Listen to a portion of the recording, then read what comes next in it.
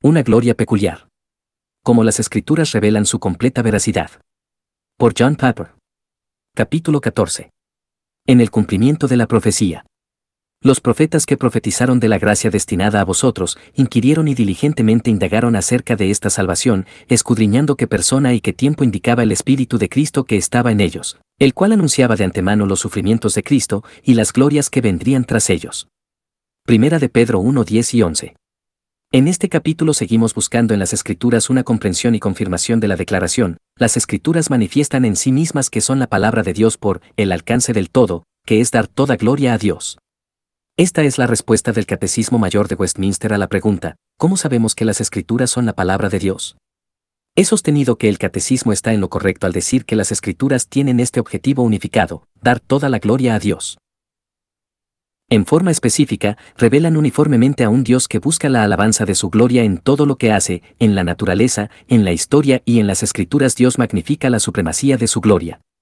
Este no es el trabajo de un egocéntrico, porque el alma humana está creada para encontrar sus placeres más profundos viendo y gustando del Dios de la gloria como el tesoro más alto del alma. La autoexaltación de Dios es un acto de amor para los seres humanos cuyo gozo está en la grandeza de Dios mismo. Fuimos creados para esto. La verdad de la gloria de Dios está escrita en el corazón humano. Por lo tanto, un vistazo de esta gloria a través de las Escrituras es autoautentificador. Es el medio por el que Dios atestigua la verdad de su palabra. Innumerables glorias divinas brillan a través de las Escrituras. Estoy argumentando que Jonathan Edwards tiene razón cuando toma de 2 de Corintios 4:4 al 6 la verdad de que una creencia salvadora del Evangelio surge de la iluminación de la mente, para así contemplar la gloria divina de las cosas que exhibe. En otras palabras, las personas más simples y con menos preparación académica, así como los eruditos, llegan a una fe bien fundamentada cuando la iluminación del conocimiento de la gloria de Dios, 2 de Corintios 4:6, toca esa conciencia innata de Dios, que todo ser humano tiene, Romanos 1:21. Esto sucede a través de las Escrituras. De esta manera, Dios confirma no solo el Evangelio, sino las Escrituras inspiradas que nos lo traen. Las Escrituras son confirmadas de esta manera por las formas omnipresentes e innumerables de la gloria de Dios que brilla a través de ellas. Las Escrituras son como un diamante con incontables facetas que pueden transmitir los rayos de la gloria de Dios al corazón humano en muchas más formas que las que cualquiera de nosotros ha soñado. Partes de las Escrituras que nos desconciertan pueden brotar verdaderamente con irresistible gloria y verdad entre culturas diferentes. Por lo tanto, es arriesgado intentar, como lo hice en el capítulo anterior, profundizar en las Escrituras en busca del corazón o la esencia de la gloria de Dios para hacerlas convincentes para el alma humana. Sin embargo, me parece que las Escrituras nos animan a hacer esto. Las Escrituras no solo hablan en términos generales y abiertos acerca de la gloria de Dios, sino que nos señalan las magnificencias específicas de esa gloria. Ellas quieren que veamos las maneras en que Dios es glorioso. Nos llevan a la gloria peculiar de Dios que lo aleja de todos los otros dioses, Isaías 64:4, y de todos los caminos y pensamientos humanos, Isaías 55:8. Eso es lo que comenzamos a ver en el capítulo anterior. Y eso es lo que seguimos haciendo aquí. El propósito de los próximos 3 capítulos es ver cómo las Escrituras ponen en evidencia la gloria de Dios mediante el cumplimiento de la profecía, los milagros de Jesús y el fruto del amor en la vida de sus discípulos. En otras palabras, continuamos profundizando cómo las Escrituras manifiestan en sí mismas que son la palabra de Dios por el alcance del todo, que es dar toda gloria a Dios.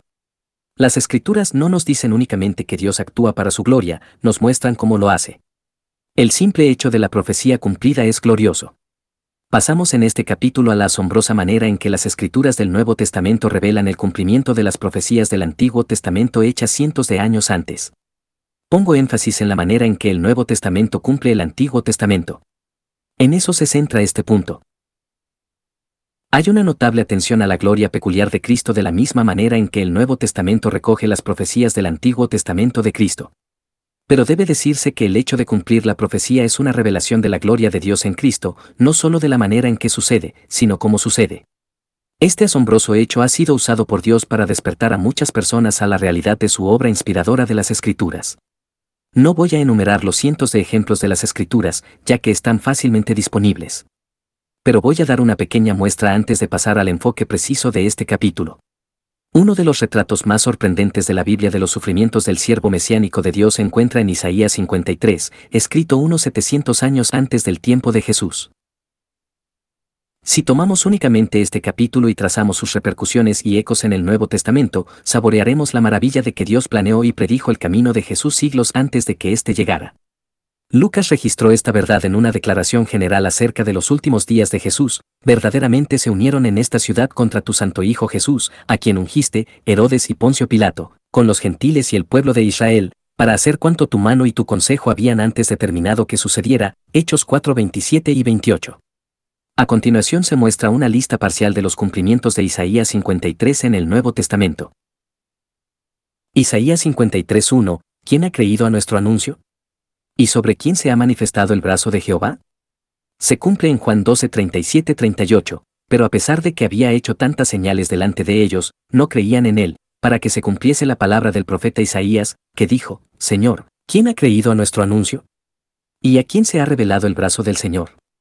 Y en Romanos 10:16, mas no todos obedecieron al Evangelio, pues Isaías dice: Señor, ¿quién ha creído a nuestro anuncio? Isaías 53:4, ciertamente llevó él nuestras enfermedades, y sufrió nuestros dolores, y nosotros le tuvimos por azotado, por herido de Dios y abatido. Se cumple en Mateo 8:16 y 17, y cuando llegó la noche, trajeron a él muchos endemoniados, y con la palabra echó fuera a los demonios, y sanó a todos los enfermos, para que se cumpliese lo dicho por el profeta Isaías, cuando dijo: Él mismo tomó nuestras enfermedades, y llevó nuestras dolencias.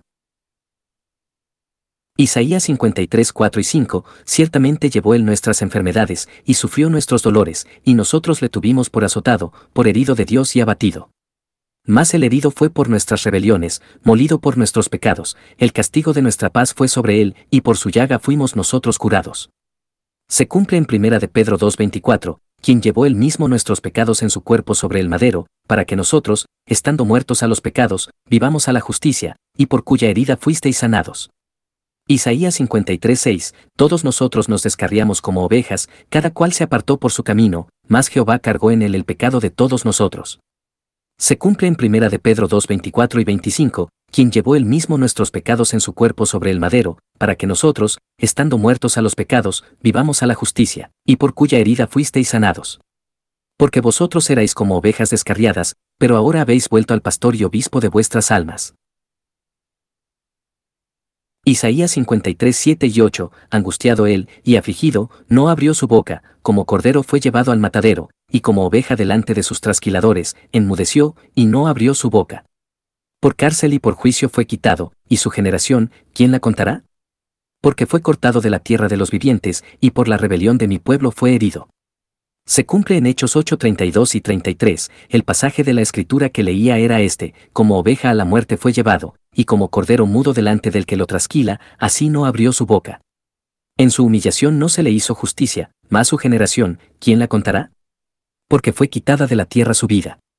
Isaías 53:9, y se dispuso con los impíos su sepultura, mas con los ricos fue en su muerte, aunque nunca hizo maldad, ni hubo engaño en su boca. Se cumple en 1 de Pedro 2:21 y 22, pues para esto fuisteis llamados, porque también Cristo padeció por nosotros, dejándonos ejemplo, para que sigáis sus pisadas, el cual no hizo pecado, ni se halló engaño en su boca. Isaías 53:12, por tanto, yo le daré parte con los grandes, y con los fuertes repartirá despojos, por cuanto derramó su vida hasta la muerte, y fue contado con los pecadores, habiendo él llevado el pecado de muchos, y orado por los transgresores. Se cumple en Lucas 22:37, porque os digo que es necesario que se cumpla todavía en mí aquello que está escrito, y fue contado con los inicuos, porque lo que está escrito de mí, tiene cumplimiento. Una de las razones de esta amplia y detallada referencia al Antiguo Testamento en el Nuevo Testamento es magnificar la gloria de que Dios es Dios, y que es quien está gobernando la historia que culminó en Jesús. Yo soy Dios, y no hay otro Dios, y nada hay semejante a mí, que anuncio lo por venir desde el principio, y desde la antigüedad lo que aún no era hecho, que digo, mi consejo permanecerá, y haré todo lo que quiero. Isaías 46:9 y 10. La deidad de Dios se manifiesta al declarar su propósito antes de que suceda, y luego ver que éste se realiza para que se cumpla todo su propósito. Dios no solo predice, lo planea y lo cumple. El hecho de cumplir la profecía no es debido al don de la clarividencia de Dios, sino a su soberanía sobre el mundo. El consejo de Jehová permanecerá para siempre, los pensamientos de su corazón por todas las generaciones. Salmo 33:11. Sus predicciones son ciertas, no principalmente porque predice sin error, sino porque ejecuta sin falta. Este no es un aspecto pequeño de su gloria en el cumplimiento de las Escrituras. El cumplimiento de las Escrituras describe la gloria peculiar de Dios. Pero este no es el enfoque principal de este capítulo, por maravilloso que sea. Más bien, quiero llamar la atención sobre cómo el cumplimiento de la profecía es parte de la exhibición de la gloria peculiar de Dios.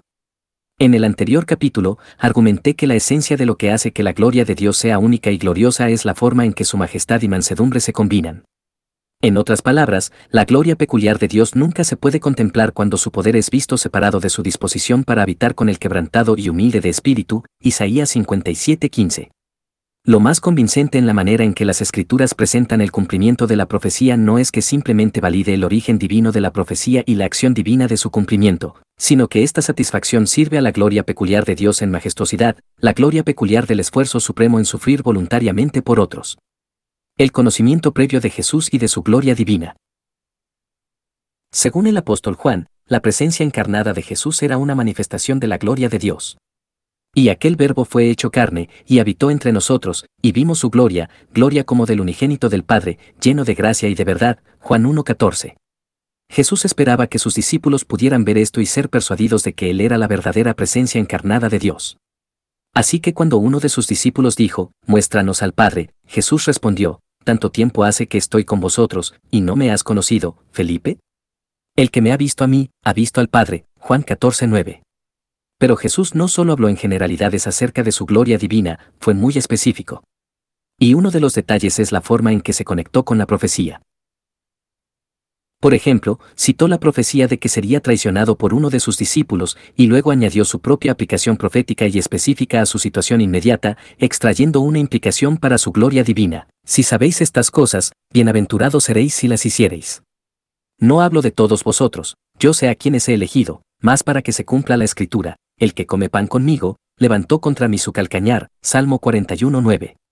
Desde ahora os lo digo antes que suceda, para que cuando suceda, creáis que yo soy, Juan 13:17-19. Desde ahora os lo digo antes que suceda, para que cuando suceda, creáis que yo soy. En otras palabras, la profecía cumplida proporciona una muy buena base para una fe bien fundamentada. ¿Fe en qué? ¿Para qué creáis que yo soy? ¿Qué significa esto? Jesús ya había abrumado a los discípulos y había ocasionado la ira de los líderes judíos diciendo, antes de que Abraham fuese, yo soy, Juan 8:58. En otras palabras, Jesús se identificaba con el nombre de Dios de Éxodo 3:14, y respondió Dios a Moisés, yo soy el que soy. Así dirás a los hijos de Israel, yo soy me envió a vosotros. Así que en Juan 13:19, Jesús no solo estaba diciendo que el cumplimiento de Salmos 41:9 en su vida lo confirmó como el que había sido prometido, sino que más sorprendentemente, su propia aplicación profética a la situación les demostró que Él era el yo soy, el Dios absolutamente autosuficiente de Israel. Así vemos su gloria, gloria como del unigénito del Padre. Y aquí está el punto. Esta ilustración de una profecía cumplida no solo validó la gloria divina de Jesús, sino que también reveló la naturaleza peculiar de esta, porque la profecía dice que Jesús sería traicionado y sufriría. Así, Jesús, al mismo tiempo que se declara Dios, acoge su misión de morir. Esta es su gloria. El cumplimiento profético apunta a la gloria peculiar.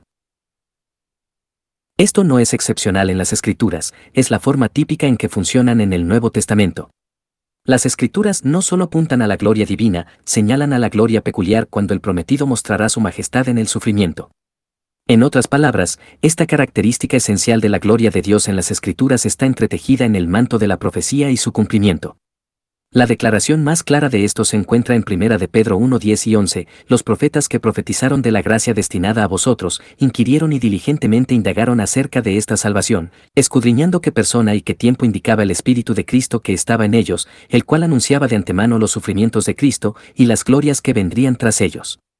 He aquí una declaración general acerca de la profecía y su cumplimiento en las Escrituras.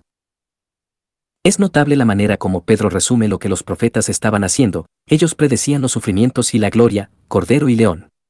En otras palabras, el camino hacia la gloria para el representante encarnado de Dios en la tierra fue un camino a través del sufrimiento. El camino hacia la majestad fue a través de la mansedumbre. El camino hacia la exaltación fue a través de la humildad. El camino hacia el poder fue a través de la debilidad. Jesús había dicho lo mismo en el camino de Emaús, oh insensatos y tardos de corazón para creer todo lo que los profetas han dicho. ¿No era necesario que el Cristo padeciera estas cosas y que entrara en su gloria? Y comenzando desde Moisés y siguiendo por todos los profetas, les declaraba en todas las escrituras lo que de él decían, Lucas 24, 25 al 27, comparar versículo 44. Jesús resumió a los profetas y a Moisés diciendo que el Cristo entraría en su gloria a través del sufrimiento, y él era ese Cristo. Esta era su misión, lo sabía, la eligió y esta era su gloria peculiar. Gloria a través del sufrimiento voluntario por el bien de los demás. Igualmente, Pablo dijo a los judíos de Roma que este evangelio del Cristo crucificado y reinante era lo que el Antiguo Testamento predecía, pero habiendo obtenido auxilio de Dios, perseveró hasta el día de hoy, dando testimonio a pequeños y a grandes, no diciendo nada fuera de las cosas que los profetas y Moisés dijeron que habían de suceder, que el Cristo había de padecer y ser el primero de la resurrección de los muertos, para anunciar luz al pueblo y a los gentiles, HCH 26, 22-23. El que sufrió y murió fue exaltado para proclamar luz a todas las naciones. El hilo dorado de la profecía. En resumen, entonces, las escrituras están entretejidas por la profecía y su cumplimiento. Esto, en sí mismo, es la gran gloria de las escrituras. No hay otro libro como este con tantas profecías claras y tan claramente cumplidas. Esto es en sí mismo un testimonio del origen divino de las escrituras, pero mi punto aquí es que hay una gloria peculiar en la forma en que las escrituras revelan el cumplimiento de la profecía. La gloria peculiar es que el prometido exhibe la plenitud y singularidad de su gloria moviéndose a la majestad a través de la mansedumbre y al esplendor a través del sufrimiento. Él alcanza la altura de su gloria a través de su humilde servicio. Este es el hilo de oro de la profecía. Coronar esta gloria de profecía es la verdad de que era el Espíritu de Cristo mismo el que profetizaba el sufrimiento y la gloria de Cristo. El Espíritu de Cristo que estaba en ellos, el cual anunciaba de antemano los sufrimientos de Cristo y las glorias que vendrían tras ellos. 1 de Pedro 1:11.